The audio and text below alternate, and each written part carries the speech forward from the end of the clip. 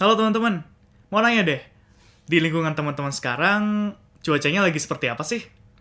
Apakah hujan, apakah cerah, atau seperti di Jakarta nih, yang kayaknya makin hari makin abu-abu, makin suram ya. Memang kita lihat kondisi cuaca di Jakarta ya, kondisi polusi di Jakarta itu semakin hari semakin buruk, dan bahkan sudah masuk ke level berbahaya ya. Jadi saya harap teman-teman di sini yang tinggal di Jakarta sudah bisa ya mulai menggunakan masker kembali ketika berada di luar ruangan gitu ya, agar menjaga kesehatan pernafasan kita dan juga agar terhindar dari polusi gitu ya. Dan ngomong-ngomong soal polusi, kemarin Bapak Jokowi, Bapak Presiden baru saja menginstruksikan terkait dengan hal-hal yang harus dilakukan oleh jajarannya untuk menangani polusi dan terutama di ibu kota ini yang semakin parah. Banyak sekali hal-hal yang ditawarkan oleh Bapak Jokowi, yang diinstruksikan oleh Bapak Jokowi, seperti percepatan kendaraan listrik, dan juga himbauan untuk kembali menggunakan masker, pembatasan penggunaan kendaraan bermotor, dan juga uji emisi dan lain sebagainya. Dan salah satu hal yang menarik itu adalah sebuah gagasan dari Kementerian Lingkungan Hidup dan juga Kehutanan, Ibu Siti Nurbaya Bakar, untuk mengenakan sebuah jenis pajak baru, yaitu pajak pencemaran lingkungan. Nah, jadi pajak pencemaran lingkungan itu merupakan sebuah jenis pajak yang baru ya, yang sebelumnya belum pernah dikenakan. Tapi kalau kita berkaca kembali, sepertinya di Indonesia ini memang sudah banyak ya jenis-jenis pajak yang berbasis lingkungan, gitu ya, yang untuk fungsinya adalah untuk mengontrol pemanfaatan lingkungan dan juga pencemaran lingkungan ini. Nah, menurut teman-teman, apakah pengenaan pajak atas pencemaran lingkungan ini sebuah langkah yang tepat yang dilakukan oleh pemerintah untuk mengendalikan polusi?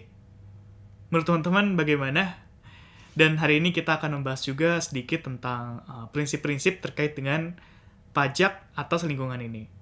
Ada apa dengan pajak?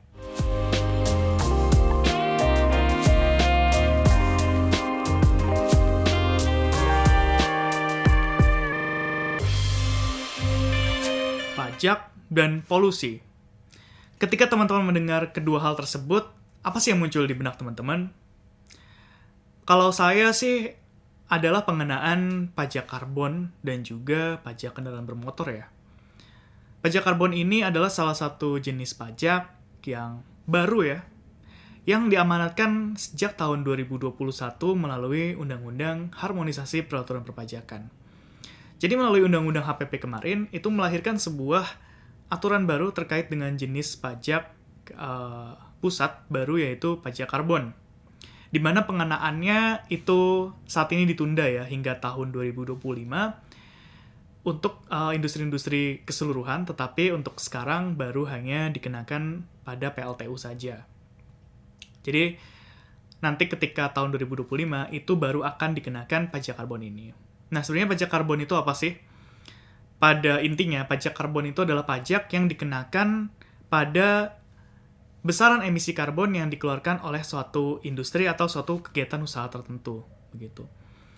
Nah, jadi jumlah karbon yang dikeluarkan itulah yang dijadikan dasar pengenaan pajak, dan harganya itu ditentukan oleh nilai ya yang ada di pasar karbon.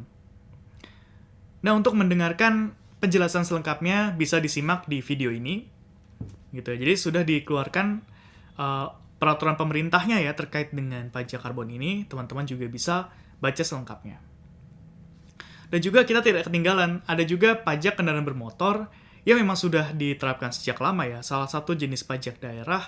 Balik lagi nih, kita berdiskusi tentang pajak pencemaran lingkungan.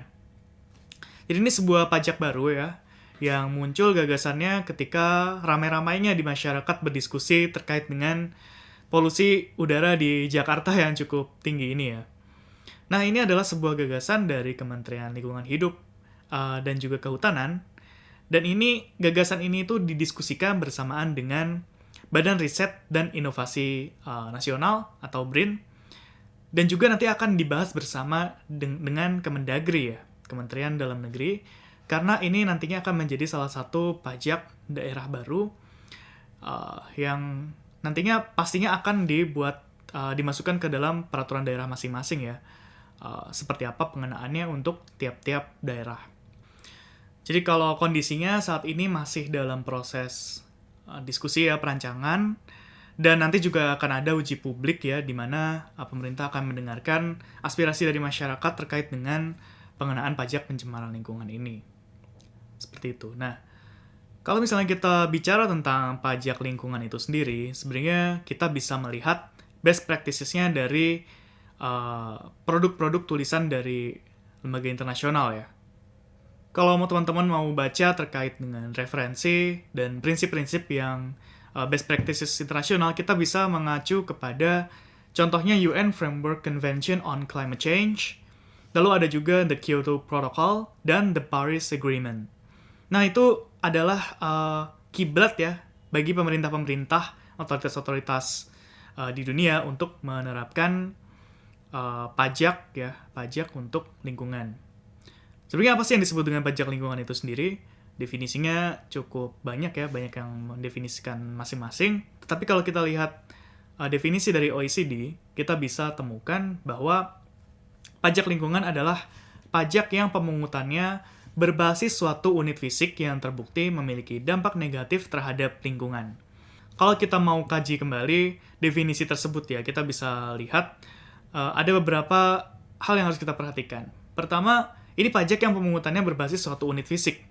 Misalnya kita bisa mengacu kepada tadi emisi karbon, jumlahnya berapa karbon yang dikeluarkan tersebut. Atau mungkin satuan-satuan dasar lain yang bisa kita gunakan sebagai acuan menghitung pajak lingkungan.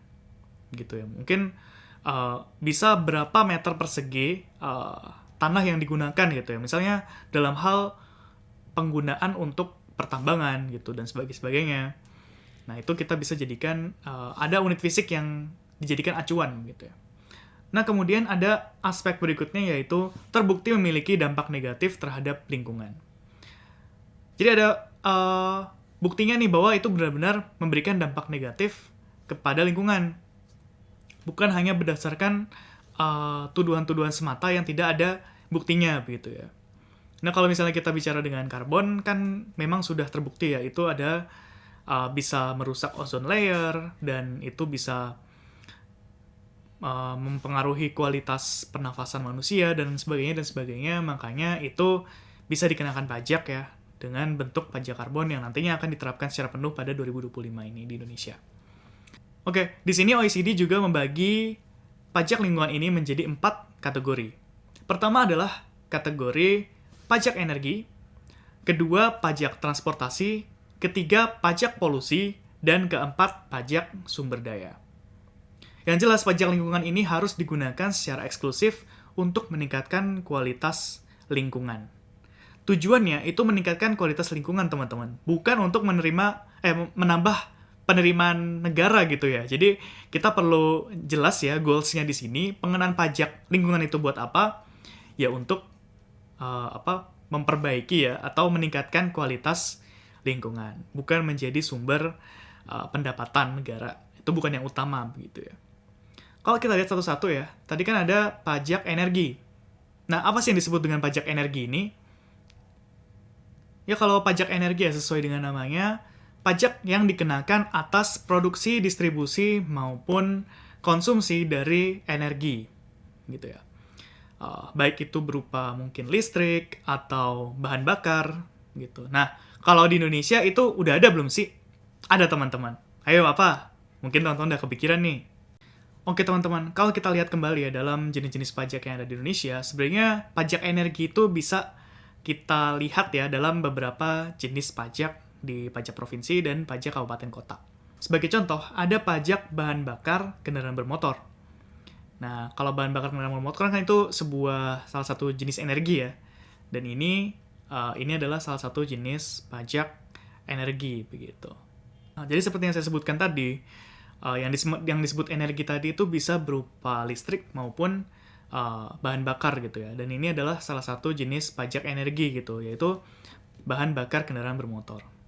Selanjutnya adalah pajak transportasi. Nah, kalau pajak transportasi ini adalah pajak yang dikenakan pada kendaraan, baik itu berupa kendaraan darat, kapal, maupun pesawat, yang menggunakan jalan tol gitu ya, atau jalan publik, sungai maupun bandara yang dikelola oleh pemerintah begitu. Selanjutnya ada juga resource tax ya, atau pajak atas pemanfaatan sumber daya. Dan ini juga kita bisa lihat dalam jenis-jenis pajak di pajak provinsi dan pajak kabupaten kota ya.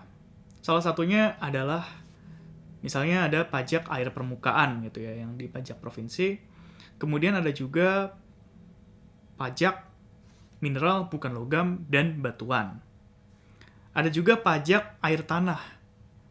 Itu adalah beberapa contoh dari pengenaan pajak ya atas sumber daya alam gitu ya. Dan yang terakhir ada pajak atas polusi, pollution tax gitu ya. Nah, itu adalah jenis pajak seperti pajak karbon gitu ya. Nah, itu kan memang dasarnya adalah karbon itu sendiri. Kalau dari OECD itu mengusulkan ada prinsip-prinsip yang harus ditetapkan gitu ya dalam pengenaan pajak lingkungan ini. Prinsip pertama itu adalah Polluters Pay Principle. Mereka yang mencemari, maka mereka harus menanggung biayanya begitu ya. Jadi ini merupakan prinsip yang cukup menarik yang diusulkan oleh OECD pada tahun 1970 yang pada dasarnya menawarkan sebuah pandangan di mana pihak pencemar itu diwajibkan untuk memikul biaya yang diperlukan dalam rangka memperbaiki lingkungan. Nah, biaya yang dikeluarkan pihak yang melakukan pencemaran tadi itu dihitung berdasarkan pada barang atau jasa yang menyebabkan pencemaran lingkungan selama baik itu proses produksi atau proses konsumsi itu dilakukan. Nah, jadi prinsip ini itu juga berpijak pada pemahaman bahwa baik itu kegiatan positif maupun kegiatan negatif terhadap lingkungan itu harus dihitung secara benar-benar matang gitu ya. Itu prinsip yang pertama, Polluters Pay Principle. Mereka yang mencemari, mereka lah yang harus menanggung biayanya. Prinsip yang kedua adalah The Prevention Principle. Jadi prinsip pencegahan gitu ya. Ini diadopsi dari sebuah prinsip dasar hukum yang berlaku secara internasional ya. Dalam prinsip ini, setiap negara itu harus tahu jenis kegiatan yang menghasilkan polusi dan menimbulkan kerusakan lingkungan baik bagi negaranya sendiri maupun negara lainnya. Nah, kemudian negara penghasil polusi harus melakukan upaya optimal untuk mencegah kerusakan lingkungan atas kegiatan produksi dan konsumsi yang dilakukannya. Jadi harus tahu nih negara, ini kegiatan tuh mau mengeluarkan polusi nggak sih? Ini bisa mencemari lingkungan nggak sih? Apakah ini harus dilakukan gitu ya? Jadi itu adalah the prevention principle, prinsip pencegahan gitu ya. Nah yang ketiga ada the precautionary principle atau prinsip kehati-hatian. Nah prinsip kehati-hatian ini tujuannya untuk melakukan penanggulangan atas adanya kerusakan lingkungan. Jadi seperti namanya ya, precautionary, hati-hati. Prinsip ini itu bertujuan ya, berfokus pada situasi yang mungkin atau tidak mungkin terjadi di masa depan atas suatu aktivitas yang dilakukan di masa sekarang. Nah, kalau ini adalah prinsip yang dicetuskan dalam The World Charter for Nature dan diadopsi oleh PBB pada tahun 1982. Nah, jadi ini adalah prinsip-prinsip yang diterapkan terkait dengan pajak lingkungan ini. Oke teman-teman, saya juga ingin menyampaikan sebuah pandangan yang menarik ya, yang disampaikan dalam buku The Proposition for Multilateral Carbon Treaty. Jadi dalam buku ini, tulisan dari Tatiana Falcao, dalam sebuah koleksi tesis yang diterbitkan oleh IBFD, di sini Falcao menyampaikan bahwa pencemaran lingkungan ya, itu adalah masalah global gitu. Itu bukan hanya masalah domestik, sehingga permasalahan global tersebut harus di-solve ya, harus dipecahkan oleh solusi yang juga bersifat global begitu ya. Jadi permasalahan polusi ini bukan hanya hal yang harus dipecahkan